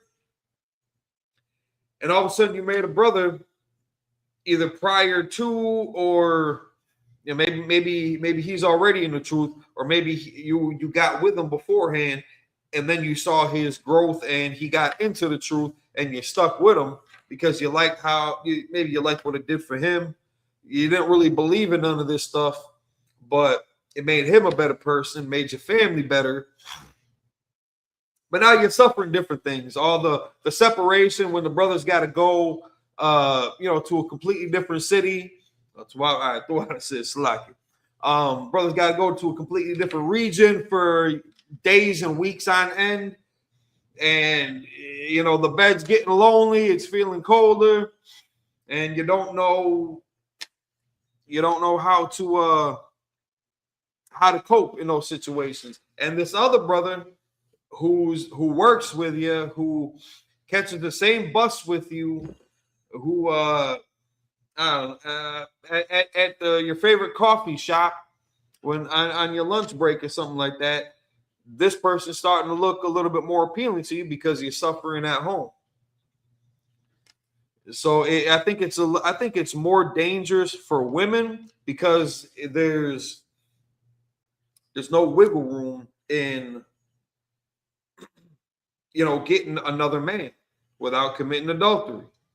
Yeah, you'd have to by default, but you can be a brother interested in another woman and not commit adultery if you follow through with that. So there are those differences. So listen, marriage counsel is a beautiful thing. Captain Debar Math of Milwaukee, your very own Captain Debar Math is an excellent marriage counselor. You got brothers with different skill set. I'm not a marriage counselor. I feel that I'd have some good advice for the situations, but Cap has got more experience, so that you definitely want to make sure that the people that you're going to are capable of understanding the situation, so that they can develop the solutions for you. Some people might not be able to relate to it at all. Cap's been through some shit. He's a smart brother. Life has taught him a lot. The Most High has taught him a lot, bestowed a lot of knowledge and wisdom on that brother. And if knowledge is the accumulation of information and wisdom is the application of that knowledge, Captain the Bar is definitely a brother you want to go to. Captain Jazariah talks about it all the time. He counsels people that are in and outside of the school. So it's, whatever school, whatever zone you're in, as much as it might suck, because it's a lot of times it's not going to go in your favor. You might just be afraid of the outcome. And you don't want to hear, how you're wrong. That's something that, both men and women are never huge fans of, hearing about how wrong we were, how dumb and stupid we were, how aloof we had been in our dealings and approach to things. It's, we got these counselors out here for reasons. We got these schools built up all over the place for reasons. I remember a time when I first came into the school, there wasn't a Milwaukee. There was barely a Chicago. Yeah, Cap and them had just moved from the East Coast. There's a lot of brothers that were 10 years ago, in the last 10, 15 years is when we had seen like an exponential boom in the school of growth. You know what I'm saying? So don't go to work with this stuff. Don't ask your girlfriend, your single girlfriend who's got 3 different kids by 5 different men. I don't know how to do the math on that. That's just how they did it. That's what happened. That's probably not the best person to go to. Don't go to a brother who you see constantly jumping from woman to woman to woman to woman, getting to know them, having his way with them, and then just dumping them off on the side. That's more common with heathen practices, because again, they're not bound by that very sacred and solemn connection that we have with the Most High and our understanding of what a relationship entails. Sex is marriage according to the Bible. According to God, you cross that line, you are in the eyes of God, you are a married man and woman. And again, that would go for the heathens too. That's why you can't commit adultery with just anybody. Or so like that, maybe I said that wrong. You can't commit adultery with anybody, let alone heathens. I think Muslims, they got a philosophy of where if you're a heathen, you can sell them drugs. If you're a heathen, you can do certain things to them that you would not otherwise be able to do to a fellow Muslim.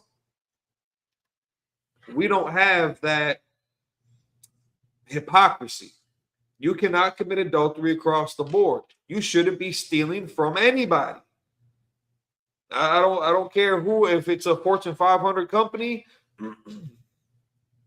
Esau at work, Elam at work, Moab at work or at school, at the gym, in the neighborhood, at the bar, at the club, wherever. Don't do it. We got laws. We got a standard to maintain and keep. So again, going back to Joshua,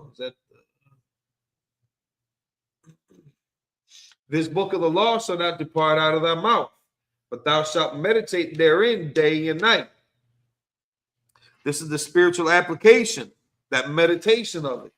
Contemplating the law, the different ways that you can offend that law. Lusting after a person isn't the only way that you could commit adultery. It doesn't just have to be limited to that.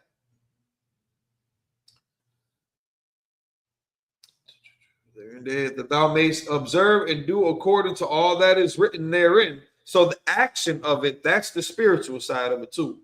It's not just knowing what the law is. The dietary law, for example. Everybody knows what the dietary law is. I've never met a person that doesn't know that in the Bible, it expressly says in 2 different places, it directly calls out pigs. It doesn't even mention shellfish, I don't think, anyway. Crustaceans, crab, lobster, things like that. But it did give us the outline on what clean seafood is. So now we got that written letter of the law. The spiritual aspect of the law is not doing it. It's following the law. So even under grace, because here's what Yahushua had said, what Paul had said. Is it Matthew?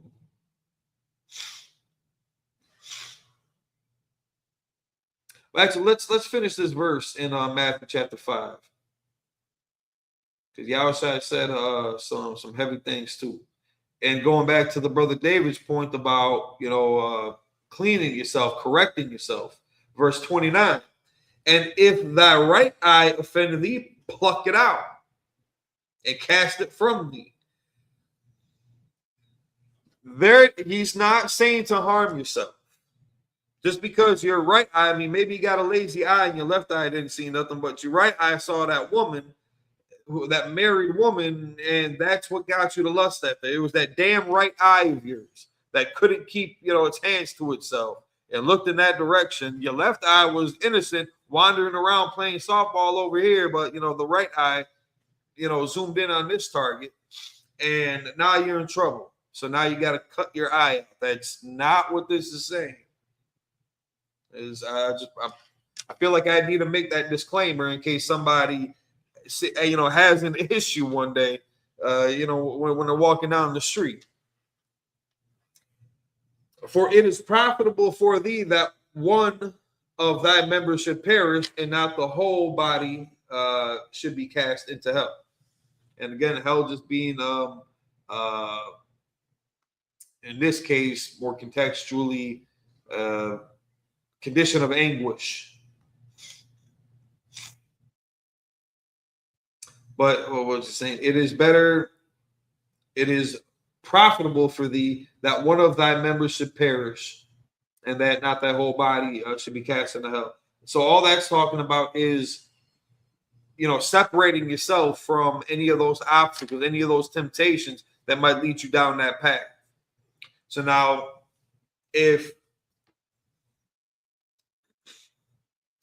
because again, a lot of times you might notice patterns in people's places and things, and you might try to set up your schedule in your life so that your paths cross. All right, so now stop going to a certain gym. Maybe that's where you're seeing this person that you're about to commit adultery with at the gym. I think that's a pretty commonplace, a generally accepted commonplace where we might see things like this happen. Stop going to that specific gym, especially if you're at a Planet Fitness. There's a million of them, all over the place. This one might be easier, but this one also comes with some temptation that's making it hard on you to maintain discipline. So now, all right, maybe it would be wise, it would be profitable for you to take that arduous journey across town instead. Keep your marriage, keep your family, keep your life intact.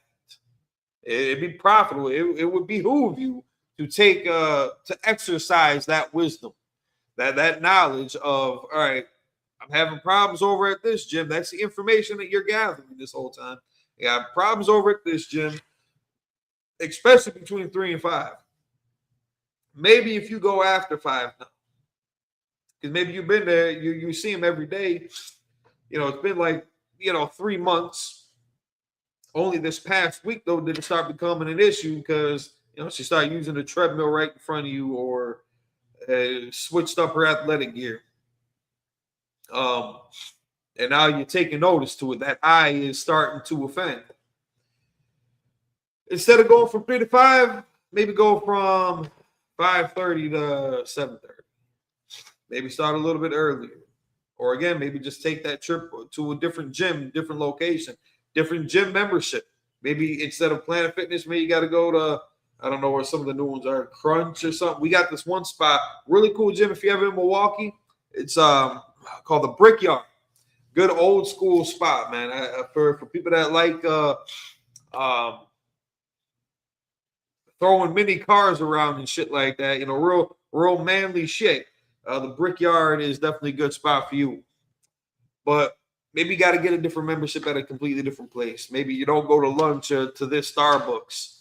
You're going to have to avoid people, places, and things is what that concept is talking about with, plucking your eye out. You're going to have to make some changes in your routine, make some changes throughout your day and your lifestyle that would help prevent some of those paths cross and so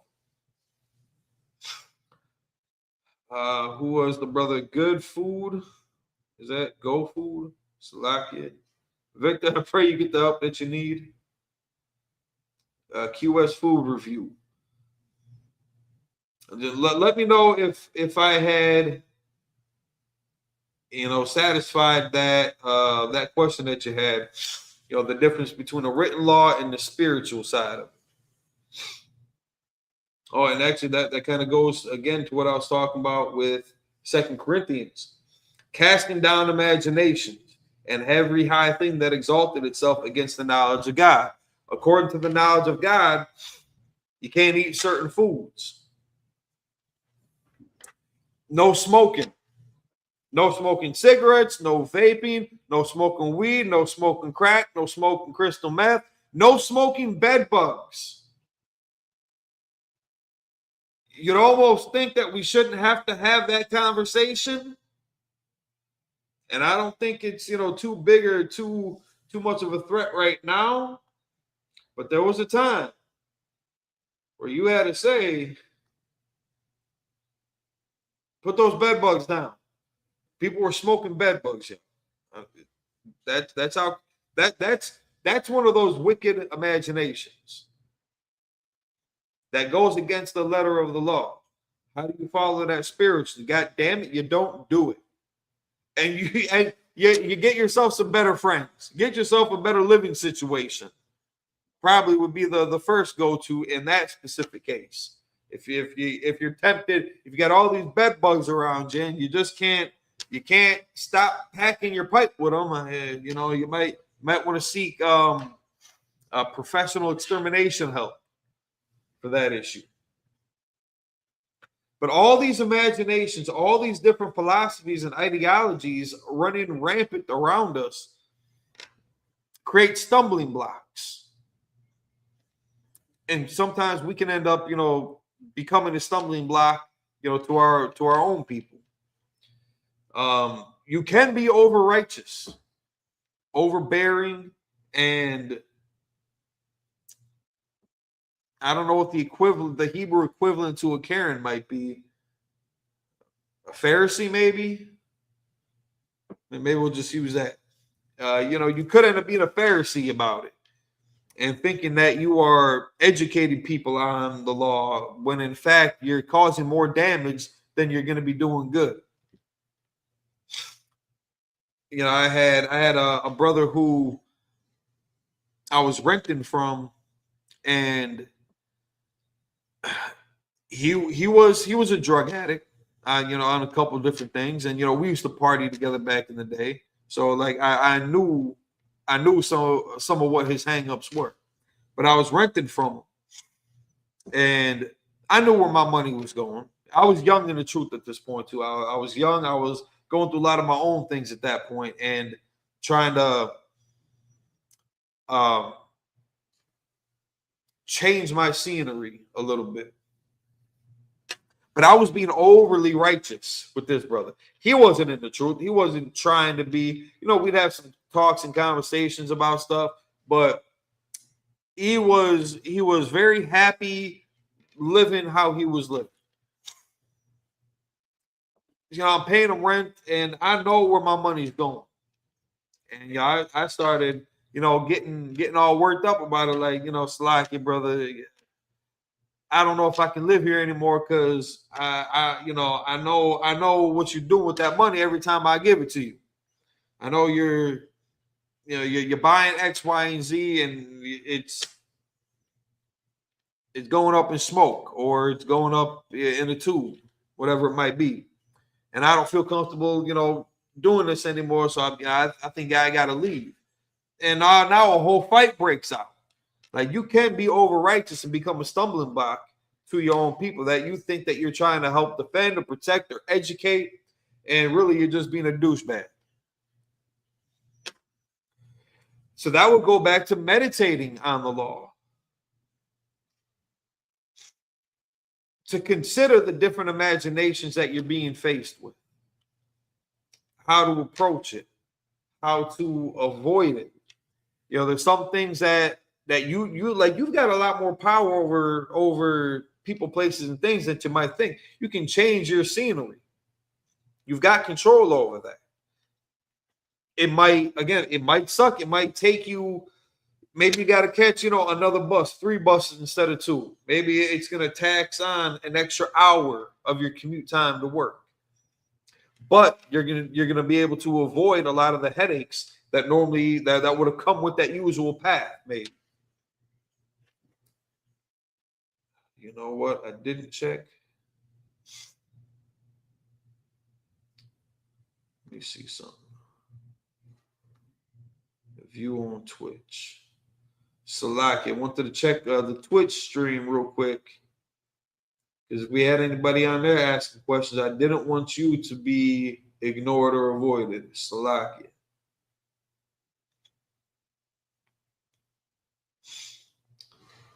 All right, they're doing good. Okay.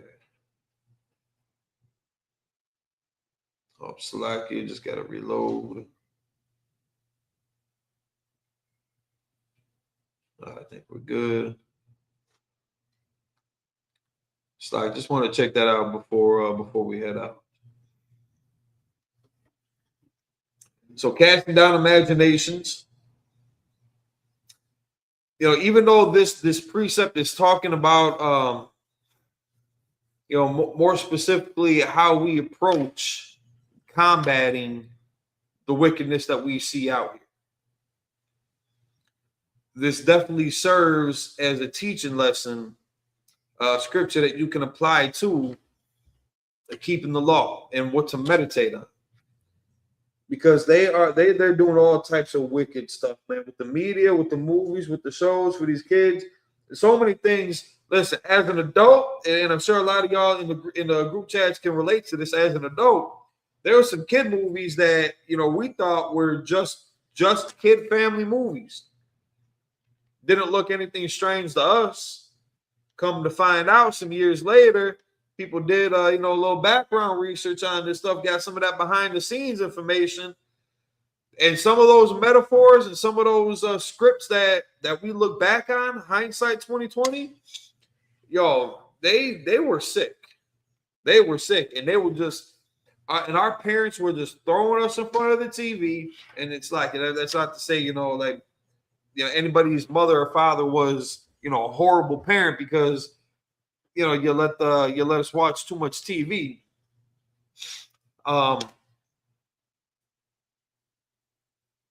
Even just in general, while you're watching morning cartoons, eating your breakfast before school or something like that, you got the TV on.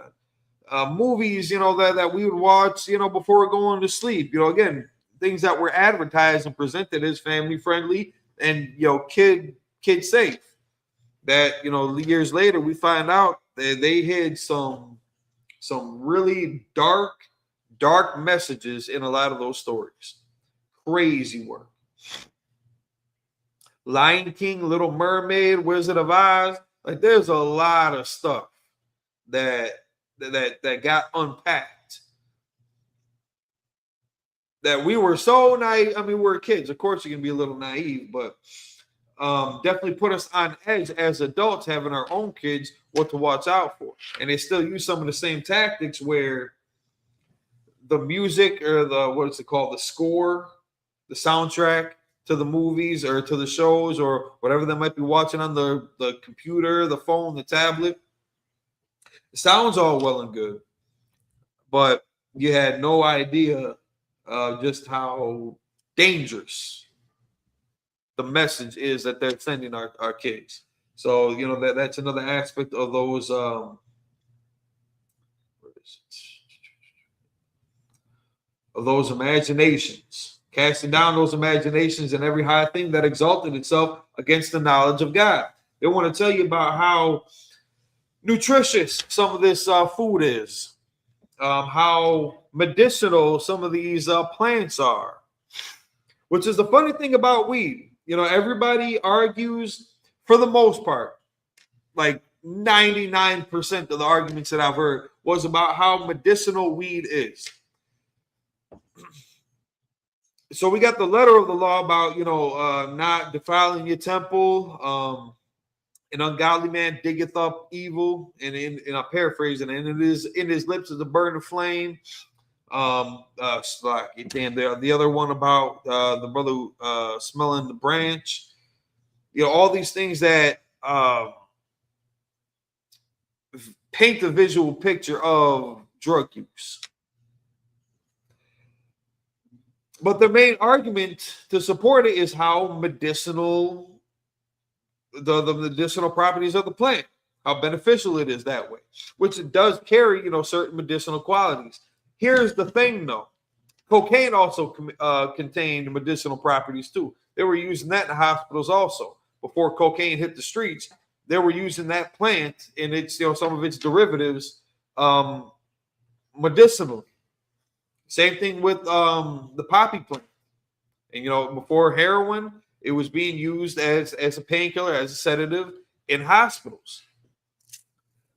I don't know if it still took on that same form as heroin or if they did something different with it back then. And then it turned into the whole heroin thing. But, the main point to take away from that is that these plants do have medicinal properties. So does oregano. So does basil, cilantro. Those are herbs too. Those are plants. Ain't nobody rolling up cilantro unless it's in a burrito. They be hypocrites because you don't get an effect from it. And now with it being legal everywhere, you're self-diagnosing. You're self-diagnosing with your drug dealer. You're self-diagnosing at the corner store. And it's all the facade is, it's a medicinal plant. Talking with Habibi next door about, your lower back and the headaches and, which strain you should take. He's going to sell you in whatever. Think he gives a shit about your headache? He's here to make money off of you. But you're self-diagnosing, relying on the corner store man or your drug dealer to give you the right prescription. Because somehow they're supposed to know what they're talking about. If they knew what they were talking about, they wouldn't have influenced you with drugs. They wouldn't have promoted that to you. But you're self-diagnosing, you're self-prescribing. When are you going to cure yourself? Weed is probably the only item in this nomenclature that I can think of where people just argue for the medicinal value and completely avoid, you just want to get high. Everybody knows that plant that turned into cocaine, that turned into crack, the people that use that, they're only doing it to get high. Ain't nobody talking about the medicinal value of crack cocaine. You know what it is. You're doing this to get high. You're doing it to get blitzed out your mind, run away from reality for a few hours, and crawl into a cave and die.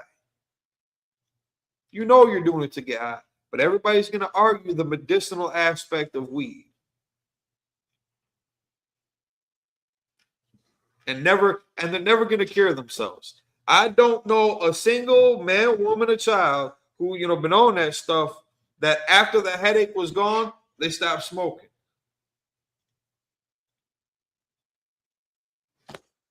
Whether the headache came back or not. They're just going to smoke it because they want to get high.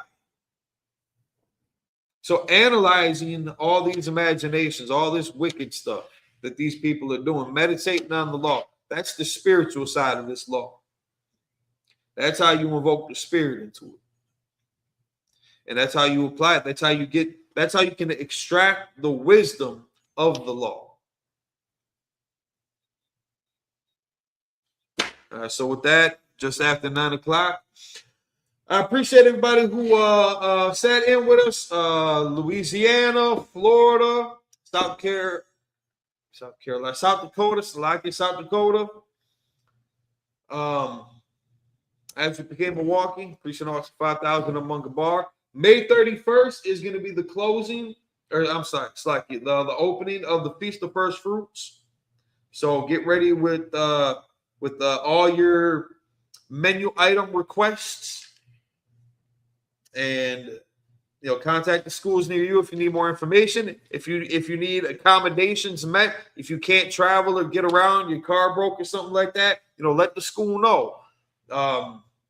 If you have any contributions that you'd like to make to it, you got a couple of dollars for the meal that you guys are going to throw down on, or even for some drinks, for some beers, for the waters, for the cups, whatever it might be, contact the school near you to discuss any accommodations you need met, any contributions you may have to offer. UPK Milwaukee, Priest and also 5,000 among the bar.